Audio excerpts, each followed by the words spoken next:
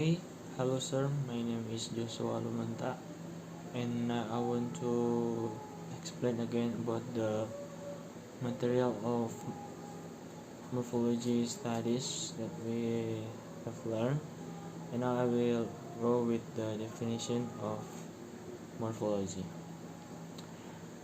According to the expert, L. Bloomfield says, by the morphology of a language, we mean by the constructions in which bound forms appear among the constituents.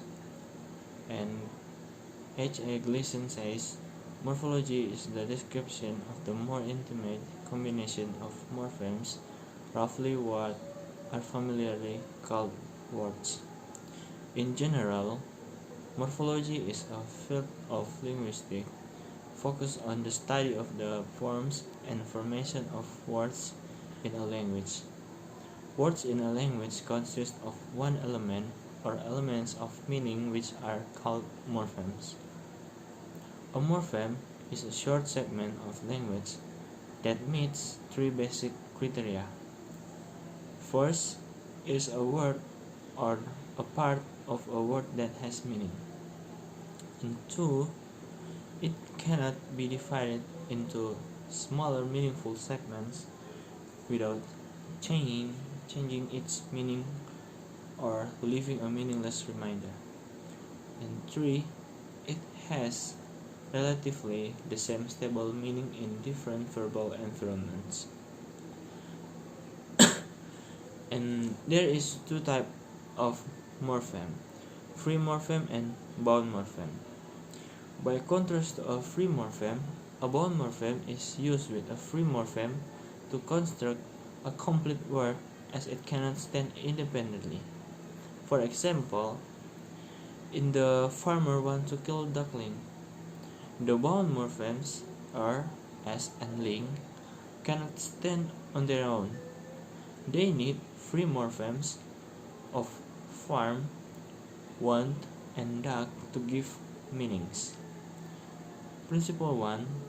Forms which have a common semantic distinctiveness and an identical phonemics forms in all their occurrences constitute a single morpheme. An example is kisser, meaning one who kisses, and dancer, meaning one who dances, and writer, meaning one who writes.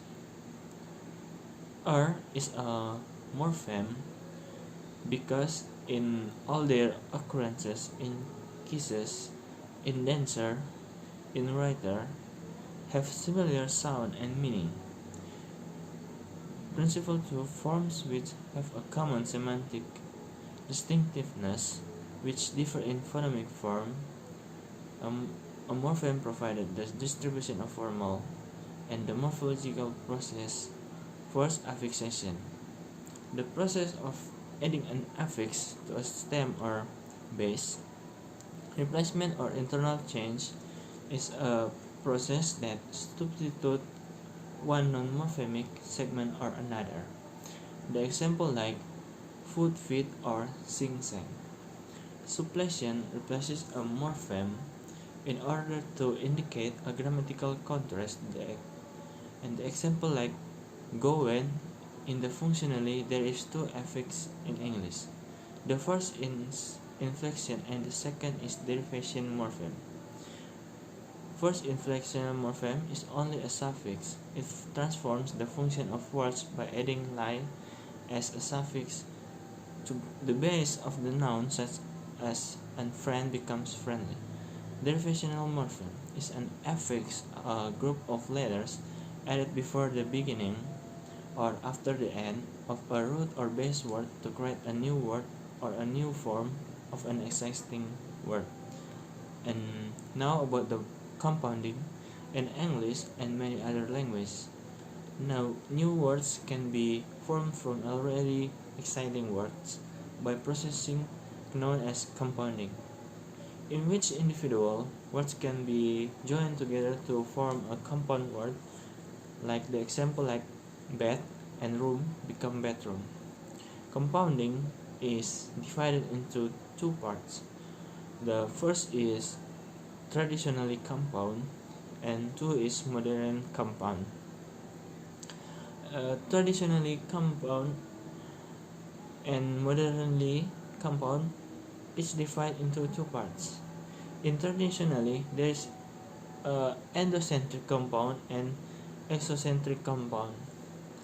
An endocentric compound consists of a head, the categorical part that contains the basic meaning of the whole compound and modifiers which restrict this meaning. For example, the English compound doghouse, where house is the head and dog is the modifier, is understood as a house intended for a dog. And endocentric compounds tend to be the same part of the speech as their head, as in the case of doghouse. And an exocentric compound of its components can be perceived as a formal head, and its meaning often cannot be transparently guessed from its constituent parts. For example, the English compound white collar is neither a kind of color nor a white thing. In an exocentric compound, the word class is determined lexically, disregarding the class of the constituents. For example, a must-have is not a verb but a noun. And reduplication is a morphological process in which the root or stem of a word, or even the whole word, is repeated exactly or with a slight change. The meaning of reduplication to disparage by suggesting instability, nonsense, insincerity, and vacillation. And other word creation, like clipping, is a type of abbreviation of a word in which one part is clipped of the rest and the remaining word now mean essentially the same thing as what a whole words mean or meant. For example, the word rifle is a fairly modern clipping of an early compound rifle gun, meaning a gun with a rifle barrel. Acronyms are formed by taking the initial letters of a phrase and making a word out of it. Acronyms and blending involves taking two or more words, removing part of each, and joining the residues together to create a new word whose form and meaning are taken from the source words. Back formation is an abnormal type of word formation where a shorter word is derived by deleting an imagined affix from an already exciting longer word in the vocabulary. Coining, the creation of the new words without reference to the exciting morphological resource of the language that solely out of the sounds of the language. Okay, maybe that's all about the morphological studies that we have learned, and thank you for the time, and bye.